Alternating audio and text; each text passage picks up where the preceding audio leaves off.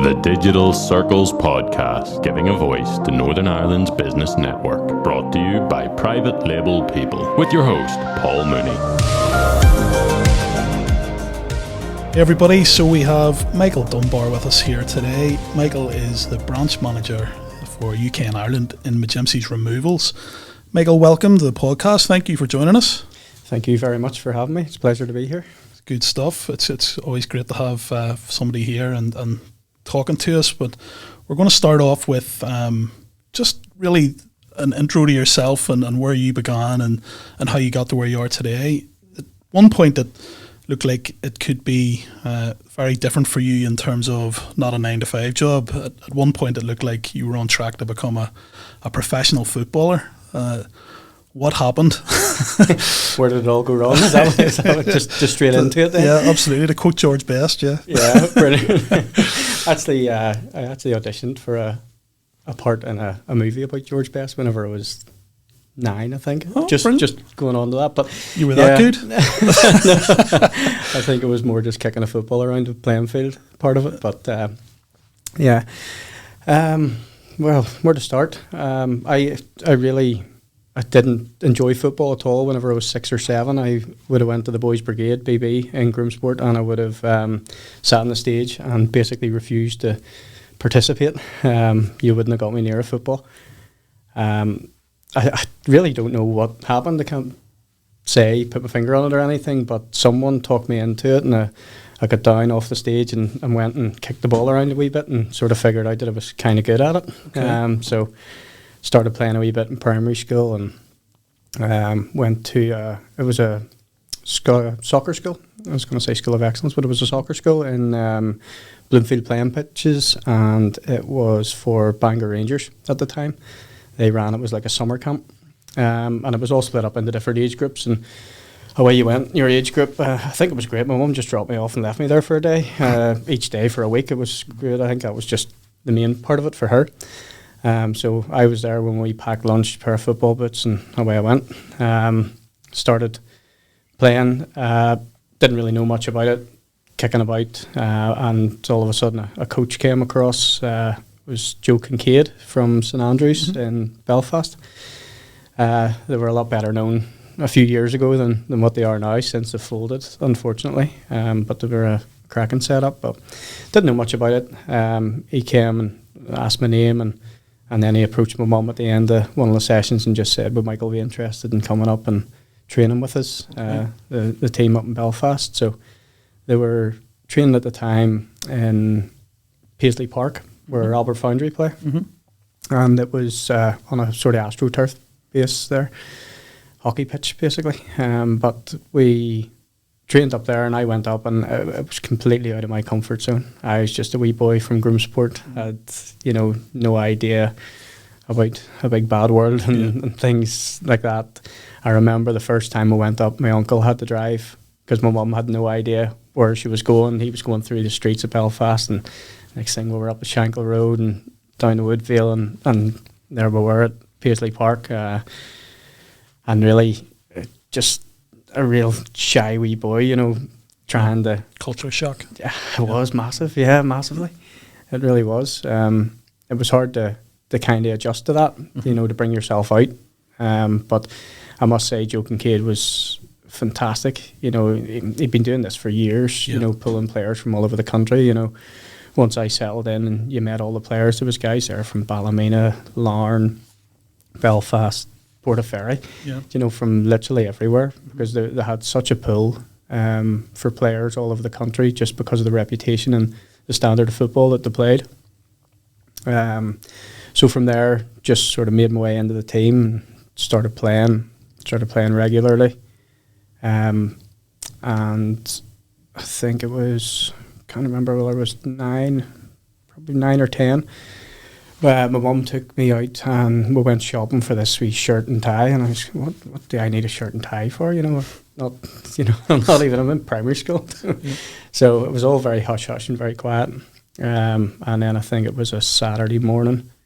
She said, right, you need to put this on you. We're going out, and a wee bag and all packed, and next thing we were on our way up and we were at the city airport. just standing, and there was Joe standing there with a couple of other boys from the team, and we were on a flight over to Glasgow. Your mum just shocked you, Yeah, I think it was more because I wasn't really allowed to say anything to anyone else. I think there was 3 or 4 of us maybe from our team and from other age groups.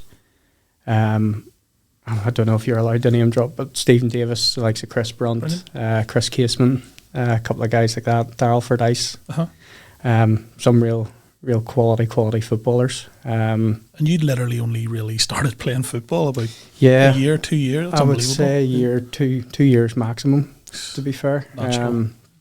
So I didn't really know what to expect. I'd always followed football and stuff like that. It's just very small and timid, really, probably. I didn't want to get into it. But, so that was us. We were there. It was the old city airport then, obviously.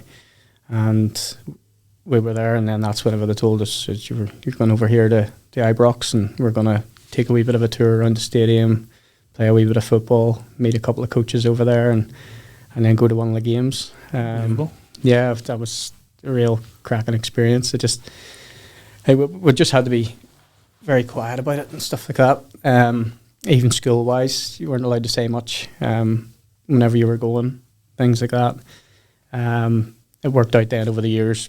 You got across a wee bit more sort of school holidays, things like that. And again, some of the players that I've mentioned there, you got a sort of good bond with them. And I remember the hotel. I actually said he was going to try and remember that hotel, but I can't. I never bothered looking it up. Forgot. But there was a hotel, it was sort of a castle hotel, and then off it there was a wee chalet and had 10 rooms in it. And there was a lot of us that went over and stayed. We went into twos and went into different rooms, and obviously me being from Grimsport and down the country a wee bit, I was sort of paired up with the likes of Steve Davis, and I think it was either him or Chris Brunt brought their PlayStation with them. And we were sitting in the room just playing the PlayStation. I think it was FIFA. Can't remember the year, but it was the one where you had the choice of the indoor or the outdoor version of it. And we sat there, but I remember all through the night the door was knocking, and you went and opened it, and there was nobody there. And it was some of the other boys just running around the halls because we had this place to ourselves. But the next day in training, Joe wouldn't have took any prisoners, and he would have seen baggy eyes, and he knew exactly who it was straight away and just went for them. It was quite funny, but yeah. So went from there, across a couple of times, and then. How did you find the training? Did you find that you were on a similar level to them? Did you feel out of place at all, or? Yeah. It's hard, to be honest, it's hard to remember. It was that long ago now, but I do remember that at one stage, whenever I was there, the whole senior managerial structure of Rangers changed, and Dick Advocat came in, the Dutch coach, and that was a massive change for everybody. The style of training, the style of football, everything changed right down to where we were, sort of 12, 13 that's what the years, Dutch would be famous for, isn't it? Yeah, it just the style of football changed dramatically. There was a lot more pressure on you. There was a lot more expected of you. It was just the ball on the ground, bang bang. It was real quick, intense football. So that was probably the biggest thing to adapt to, if anything. Yep. And others adapt to it better than some people. Yep. But it was hard. I think you always felt a bit of pressure, because if you can imagine, you're coming over from a small country like Northern Ireland, a massive team like Rangers basically have the whole of Scotland to pick from, and you're playing for one position, basically. So I know in the grand scheme of things, money isn't anything, but are they really going to pay the money to fly someone over, put them up, do all this, where they can't coach them from day to day against someone else who's probably of a similar level? Are you going to get the nod over them, really? Yeah. It's less likely. Yeah. So it's hard to pinpoint whether it definitely would have went on and made it or not is another thing.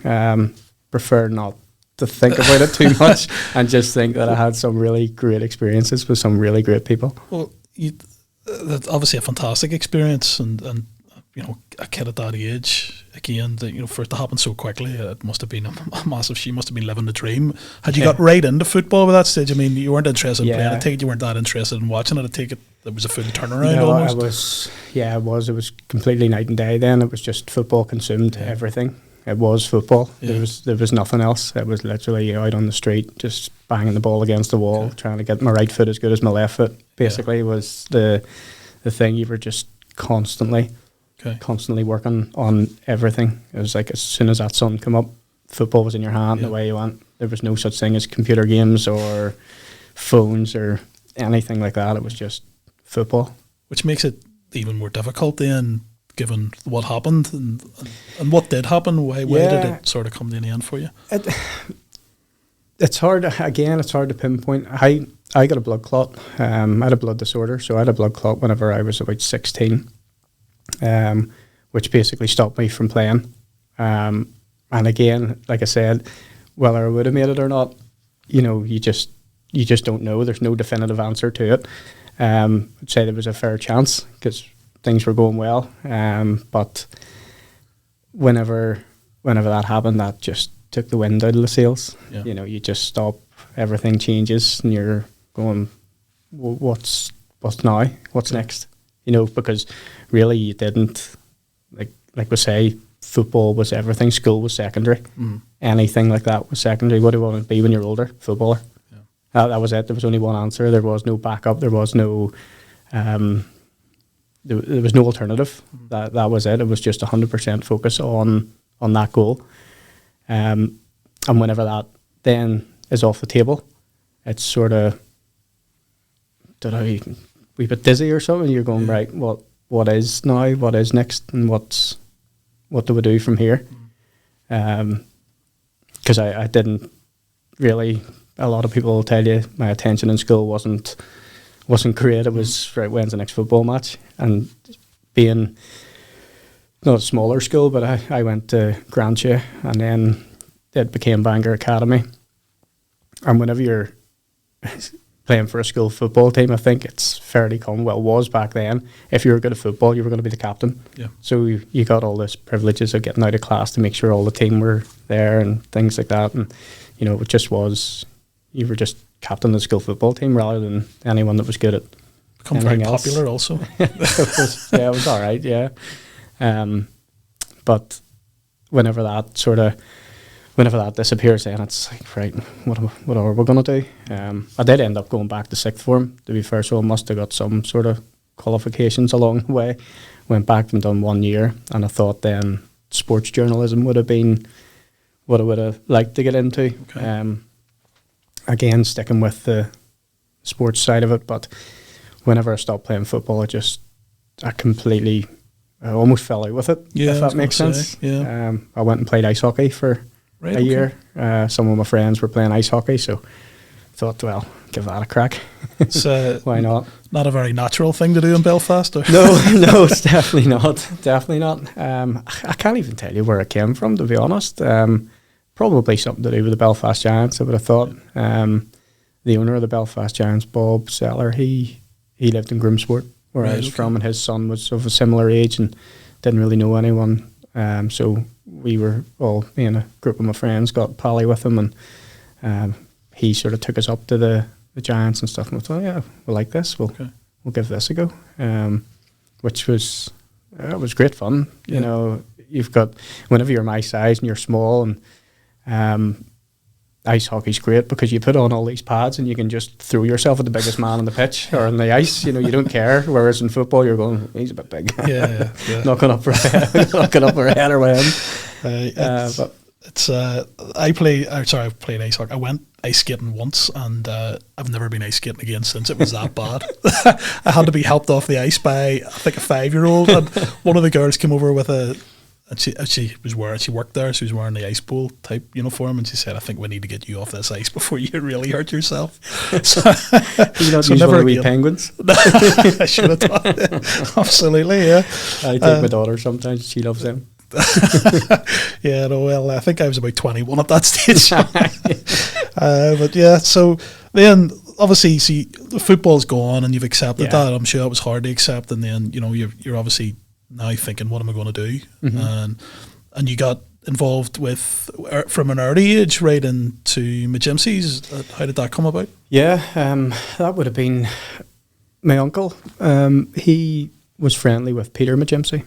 They would have been good friends. I think they even went to India on some charity bike ride and things. So they were very close and good friends. And he had said to Peter, he's like, need to get Michael a wee summer job or something. Get him doing something, active and making a wee bit of money and things like that until I see. So Peter agreed just to come in as casual part time, because and we still do it to this day. Take on people in the summer. Summer's notoriously a busy time of year for us. Okay. So we're always looking for casual staff. If you want, someone that's not necessarily on a full time contract. Students are really good for it. Okay. To be fair, they're only back, and it just coincides with our busy time. Yep. So initially that's what it was, and I was still thinking about the sports journalism. I sort of toyed with the idea of mechanicking because I like cars and stuff like that. Neither of which I was any good at, but they were still in the back of my head. Yeah. But as anything goes, probably a young lad then, 17, 18, first proper job, full time, whether it was maybe £200, £250, you're going, wow, that's, making a bit of money here. This is good. No bills to pay, still living in the house. And then to go out of that again, to go back into being a student even at that young age and not having that income is it just wasn't an option then. So I just kept working. It was never planned. It was never, so really just fell into it. Yep. If anything else. But from then just kept sort of working my way up. I've always been sort of very ambitious. Okay. If there's something that I'm going to do, I want to do it well. Good. I want to do it, to the best of my ability and try and keep pushing myself to, not just rest. It takes you a long way in anything, doesn't sport or in the professional life? I think it is that from that sports mentality. I think you get a lot of that from a sports mentality, from that background of always wanting to be. And I take it right back to St Andrews. We went under Joe. We went 3 years undefeated as a team. Won absolutely everything. Northern Ireland Cup, Champions of Champions. We went and played in America 3 years in a row, 6 tournaments, won all 6 of them. Right, okay. The Surf Cup, Dallas Cup, was it the Claremont Cup? I think it was. And again, even over there, you're going, these American kids are coming up to you and going, "Oh, you'll never beat this team," and they're great. No, we would have ended up beating them 8 or 9. No problem. To be honest, yeah, it just would have been no contest. But from that, stemming back as far as that, would have been that attitude just to win at all costs or try and be the best, because that's all we were used to, and that even transitioning that into even amateur league football, I found very difficult. Okay. Because whenever we were playing, we were winning, basically. Because back then it was St Andrews, I think there was Dungoyne, Lisburn, Youth, were the main teams. There was no sort of Irish League Academy teams, the likes of Glentoran, Linfield and stuff. So we were up there as the top level at that age. And I just remember getting beat wasn't an option. Yeah. And that was, Joe would have drilled that into you too.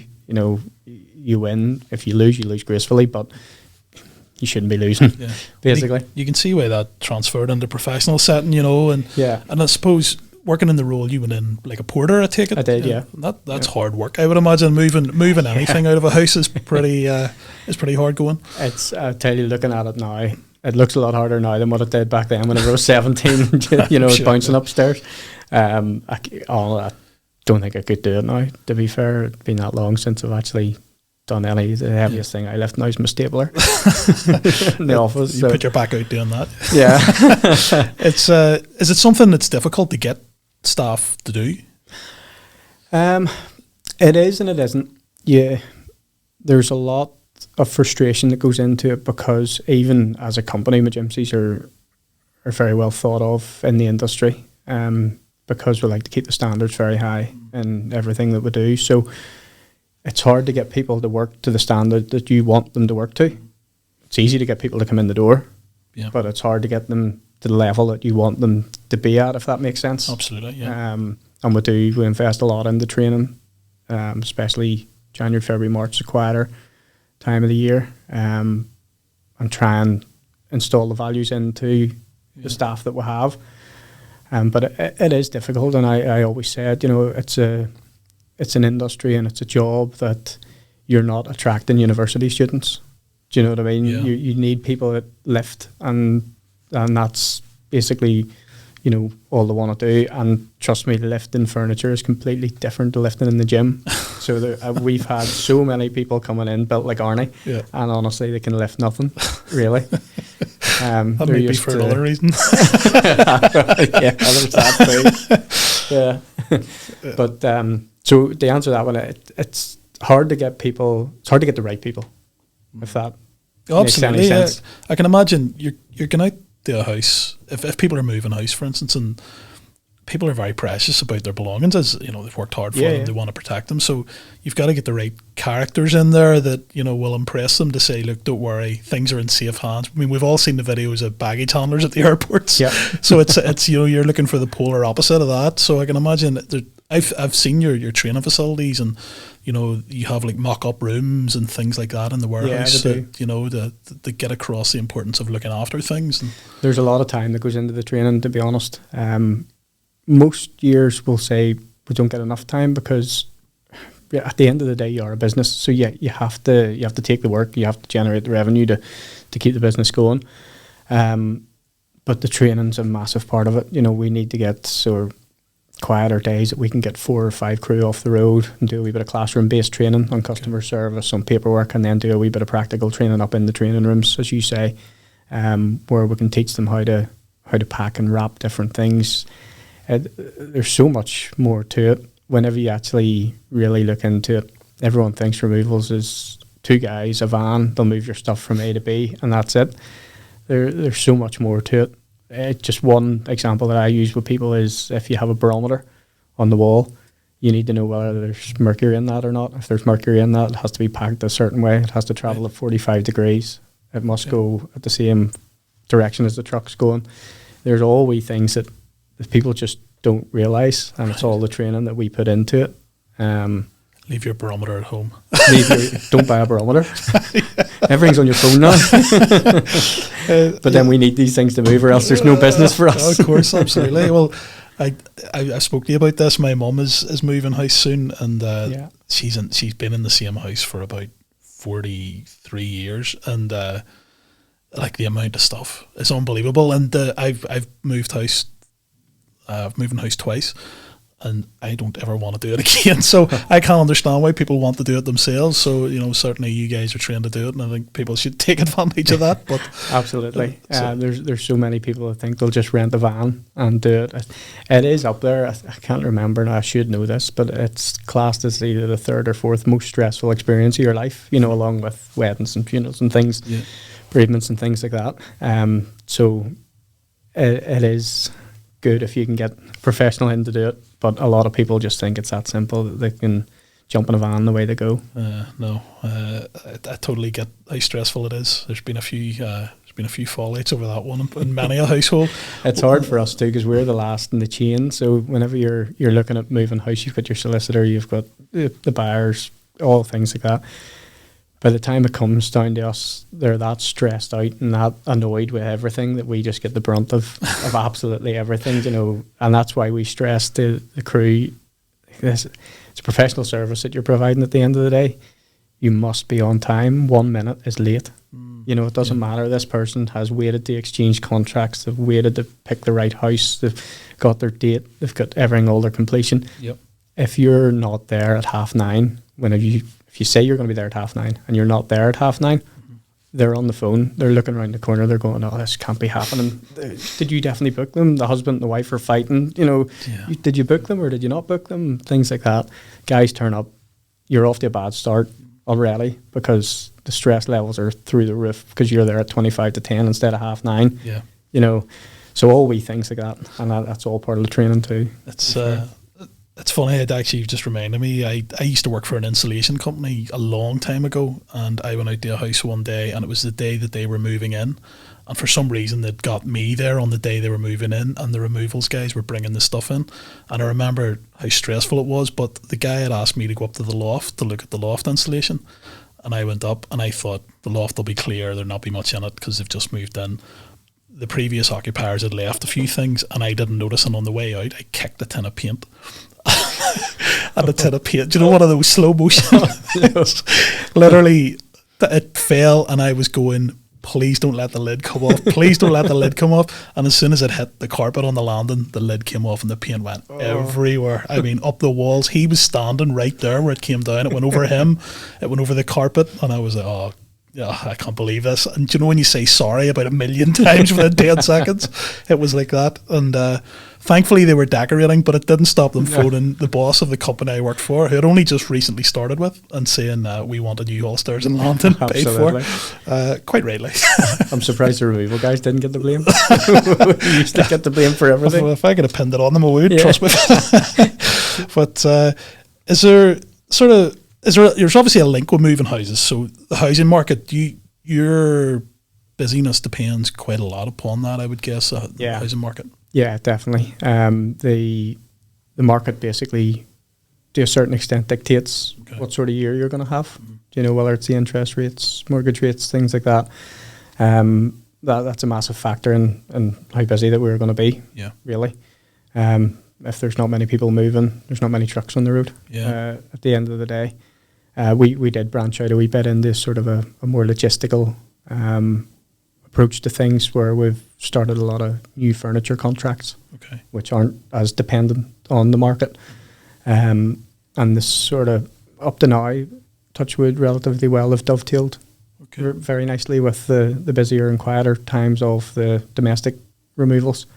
Mm-hmm. But the market, whenever it starts fluctuating, then you really don't know. There's sometimes you could have a terrible month, you know, which just can have a knock-on effect of the year, and even morale and things like that, because staff, you know, you can't just bring staff in to sweep up floors and wash the trucks and things like that. There's a certain amount that we can do, because we'd always try and stay on top of the general maintenance around the depot and around the vehicles and things like that. But at the end of the day, if there's nobody moving house, people aren't buying or selling houses, then we're sort of at a standstill. Yeah, absolutely. And I would imagine it's that sort of, it'll happen quite quickly when the housing market starts going. Within a couple of months, all of a sudden you're seeing those that are coming in, and then that could be could be a few years, and then all of a sudden, you know, something like you say, like the interest rates can change, and that can, you know, and I suppose the last few years has been a challenge with regards to that. The last few years haven't. Yeah, I would say probably the last 6 months more than anything, we've noticed a bit of a change. To be honest, after COVID, everyone was coming into the unknown. You didn't know what way it was going to go. I think everyone, just because of the experience that we had in COVID, everyone assumed the worst. But for our industry, it just boomed. Mm-hmm. For 2 years, we didn't see our quiet period, which is January, February, March. We were absolutely manic the whole way through it. Not through COVID, sorry, whenever we came out the other end of the pandemic. Mm-hmm. And that sort of brought you into a false sense as well, where your budgets weren't as accurate, if you want to say, because you had a great year. So the budgets went up. You're trying to meet targets. You're trying to meet figures. And that kept going. Then whenever it started to go quiet, we were looking at each other, you know, sitting around the board table and sitting going, oh, it's getting a wee bit quieter here. This isn't good, you know. But in reality, it was probably just coming back to the old trends. Yeah. You know, so we had a couple of years of real pie in the sky work that was like coming from everywhere, from all aspects, domestic, logistical, everything, storage. And then as it went down a wee bit, you're going, oh, panicking a wee bit. But in all reality, it was actually just starting to fall back into its old trends. which isn't a bad thing either. Obviously, we want to be busy. If we can be busy all year round, that's great. But whenever it comes back into the trends, at least you know then what you're budgeting for. Yeah. Throughout the year, you can allow for training, you can allow for maintenance, and then you know that you're going to be hitting a busy time. Of course. After that, which is important to any business, But how has removals changed? Is it different now? Is it? I know, for instance, years ago, you bought a sofa, and maybe that sofa would have been in the family for 20 years, and that sort of thing. Whereas nowadays, people tend to, especially the younger generation, which I'm no longer part of. I think I'm glad. Yeah. But they tend to maybe have a sofa for 2 or 3 years, and then they get rid of it and they get another one. Do you find that you're moving less sort of family heirlooms, if you like? Yeah, it is. It's starting to go a wee bit more. Everyone's a wee bit more minimalistic. There's not as much. Definitely, there's not as many hoarders. You would have had a lot of hoarders that would have just gathered everything, wouldn't have threw anything out, and you would have got a good 2 days work out of it. Packing and loading. Yeah. Now the biggest difference would be the corporate side of things. So people that are working for the likes of, we do a lot of moves for the likes employees from Facebook, Google, Coca-Cola, all things like that, and it's all corporate work that come through big companies in America and stuff, and that basically get lifted and laid. Anything you have to do it. So we have a service called DSP, which is Destination Service Provider. And basically in these corporate jobs, you'll do everything right down to sourcing a school for their kids, finding their house, whenever we get things in, making their bed before they actually come in. So you'll do everything, like setting up bank accounts. Sounds like you're back to being a professional footballer. Absolutely everything you have to do for these accounts, but they're getting less and less now because a lot of people are working from home. There isn't so much relocation of people.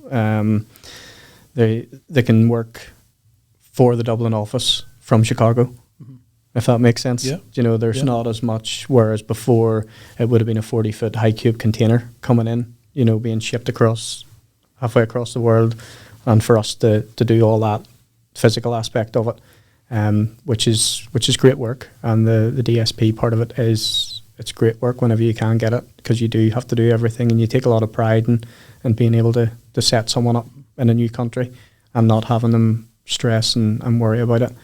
There is a wee bit less of that now. Do McGimpsey's partner with similar removal companies in other countries, or? Yeah, you would have preferred agents. Okay, is what we would call them. You don't have a partner as such in any specific country or things like that. You'll find the likes of America and Australia, they're that big. You have to have several different agents to cover different areas and for different specialities, for things that you're wanting. So what we do is we'll go to conferences. So there's a conference every year in America, IAM, International Association of Removers, or International Association of Movers, I should say. That's held every year in around October, November time. This year it's in Las Vegas. So you'll go to conferences like that, networking events where you'll meet other companies and you'll get a feel for them. You can set up interviews and get to know them, because at the end of the day, they're going to be part of your service. The same the other way, we're going to be part of their service. So we need to know that what we're selling on the phone to a customer, yes, it can be carried out our end because we're in control of that. It's whenever it gets on that ship and on that container and to the other side where you have less control that you need to have full trust in a partner that you're going to use. So you would have various different meetings and things with different companies that you can then pinpoint select few that you will use for the destination or origin services, depending on which way the customer's coming. Of course. Yeah, no, that makes total sense. It's stressful moving to a new country. It's stressful moving house. So you put the both of them together. It's that's high stress. It definitely is, especially with kids. Part of our training is that we always like to keep kids involved in the removal. A lot of companies will go out and say, right, we're going to be moving you on this date. please make sure your kids are out of the way and your dog's out of the way and stuff like that. But what we do is we actively try and keep them involved in it. So we'll provide them with a couple of T-shirts that'll say Junior Crew Leader with our logo on it. We'll give them a couple of boxes that they can pack themselves, non-breakable stuff, and get the crew to involve them. So if it's just spending 10 minutes, you know, setting up their box for them, putting their sticker on it with their name, just saying, look, pack your cuddly toys in there and we'll go and put it on the big container or on the big truck. And then once you put it on, you say to them, right, the next time you'll see that, it's maybe going to be in Australia. So, you know, you keep an eye out for whenever that's coming off, and it just makes them feel all idea. Part of it, you know, so we're not. And I know myself, whenever my daughters, if they're happy, if there's a smile on their face, there's a smile on my face. So if someone's helping contribute to that, I'm going to be a lot more responsive to them. So I always say to the guys, you know, if you're making customers' kids happy, they're going to be happy. They're going to be happy with what you're doing. So no, it helps a lot. It's a very good idea. Keeps them out of the way. Yeah. To a certain extent. Yeah. But the only problem with that is knowing my kids, they would pack something that they, like the neighbour's cat, that really shouldn't have been packed. But just to finish off, I mean, obviously we'll go back to football a wee bit. You played with some great players you mentioned earlier, the likes of Steve Davis and people like that. Have you any funny stories you want to share that you won't get in trouble for? No, it's the not getting in trouble part. You might. There probably not so many of the younger ones. I think I touched on it earlier. Whenever some of the guys were running around ringing doorbells, whenever we were sitting trying to play FIFA, and they got an absolute tune the next day from the coaches, especially Joe. Yeah. Took no Joe's crap. well thought of, isn't he? Yeah, he is massively. He done so much for that club, you know, St Andrews, and Joe was the scout for Rangers, if I can remember rightly. So I would say some of the players that he's seen in his time would be frightening. He'd be a great guest for you, to be honest. Yeah. The likes of Keith Gillespie and even Jamie Mulgrew and all came through St Andrews. Yeah. Who was the best that stands out in your head? Had to be Steve Davis. Yeah. Record cap holder for his country and for the UK, isn't it? Still Great Britain. Yeah. I would say he's probably the best player to come through. Now there's been a couple of crackers, the likes of Michael. Michael Carville. Yeah. Michael was a smasher back then, that age, you know. He must be paying you. Yeah. We'll cut this bit from the podcast. Yeah, just cut that bit out there. Yeah. But no, there was too many to mention, to be honest. Players that came through there would be frightening. But I suppose probably one of the funniest story would be, don't know, I haven't even mentioned to him that I would say this, but so it might have to get cut out, but out in a bit of a night out with a certain Mr. Gillespie, and a couple of drinks were taken, and we were down in Bangor and we couldn't get home. It was 4 of us. And couldn't get a taxi for love nor money. We eventually phoned one, says it'd be about an hour and a half.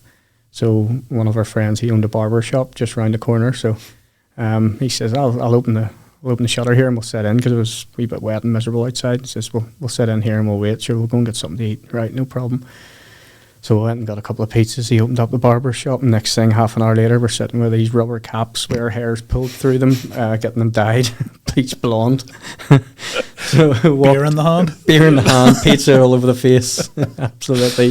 Absolute disgrace. The next day, we were meant to meet down in the Groomsport Inn, and the 3 of us just turned up with this bright blonde hair. One of the guys went and got it corrected with a hair dye somewhere, but me and Keith just had to let it go. Yeah, you have to own it, don't you? Well, it's it brings a whole new meaning to your career highlights, doesn't it? Yeah. Very good. Oh dear. No. Well, good times.